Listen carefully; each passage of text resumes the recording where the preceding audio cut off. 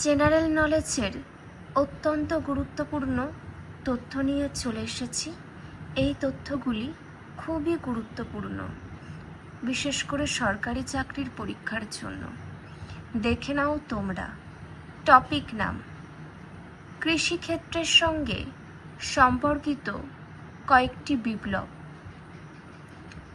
সবুজ বিপ্লব কাকে বলা হয়? দেখো, খাদ্যশস্য, ধান, গম ইত্যাদির উৎপাদন বৃদ্ধিকে সবুজ বিপ্লব বলা হয়। নেক্সট, শ্বেত বিপ্লব কাকে বলে? দুধের উৎপাদন বৃদ্ধিকে শ্বেত বিপ্লব বলা হয়। নেক্সট, হলুদ বিপ্লব কাকে বলে? ভোজ্য তেলের, সরিষা তেল পরিমাণ বিপুল হারে বৃদ্ধি পাওয়াকে হলুদ বিপ্লব বলা হয়। নেক্সট, নীল বিপ্লব কাকে বলে? মৎস্যের উৎপাদন দ্রুত হারে বৃদ্ধি পাওয়াকে নীল বিপ্লব বলা হয়। পরবর্তী, গোলাপি বিপ্লব কাকে বলে? চিংড়ি উৎপাদনে বিপুল পরিমাণে বৃদ্ধিকে গোলাপি বিপ্লব বলা হয়।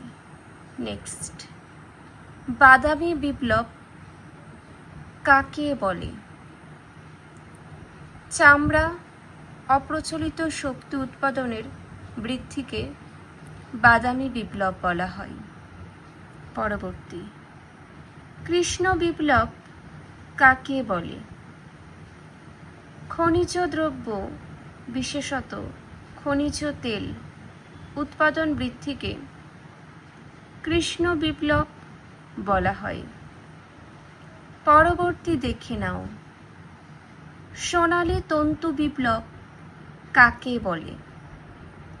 পাট উৎপাদন বৃদ্ধিকে সোনালী তন্তু বিপ্লব বলা হয়।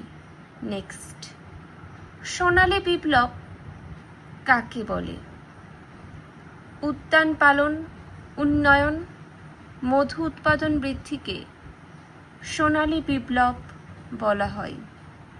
পরবর্তী, লাল বিপ্লব কাকে বলে?